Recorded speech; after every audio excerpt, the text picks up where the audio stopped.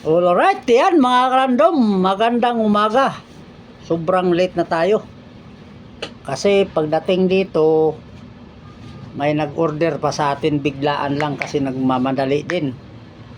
So, yung mga sinabi ko kagabi na bago na i-post ko na yan dyan sa group natin.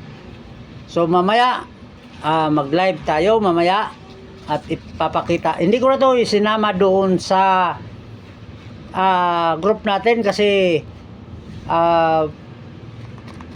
ano pa naman to, meron pa tayo nitong dalawa lang kasi dumating nito.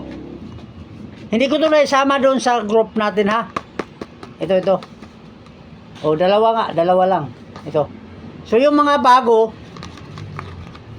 yung iba restock, tapos mamaya alas 3 or alas 2 yung pinost ko ngayon doon, yun yung pinagagawan na mga restock lang.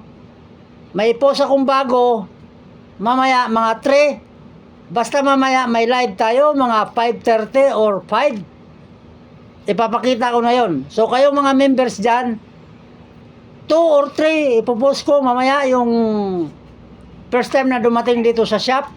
Kaya abang-abang kayo. So yun lang. Ito lang ang hindi ko na isama. Isama ko to mamaya pag post doon sa group natin. Siguro basta mga 2 or 3. Basta ang live natin, 1 oras bago ako mag-live, ipopost ko muna doon sa group natin. So, tingin-tingin na kayo doon. Baka naman yung iba dyan, yung kasama natin dyan, sabihin na hindi na kita. So, yan. Kanina ko pang anong oras ba? Mga 8:20. Mga 8:40 pala, 8:40. Kasi late ang dating natin dito. Dumating tayo ng 8:30. So, may nag-order pa sa akin na sikaso ko pa dahil ipalalamog. Ngayon. So, na-late tayo ng malaki. So, yun lang. So, abang-abang kayo mamaya kasi may live tayo. So, may 4 o 3 pa. Tingnan ko muna sa taas. Basta mayroon tayong bagong mukha dito sa shop. So, yung na-post ko dyan ang nasabi ko, restock lang yan.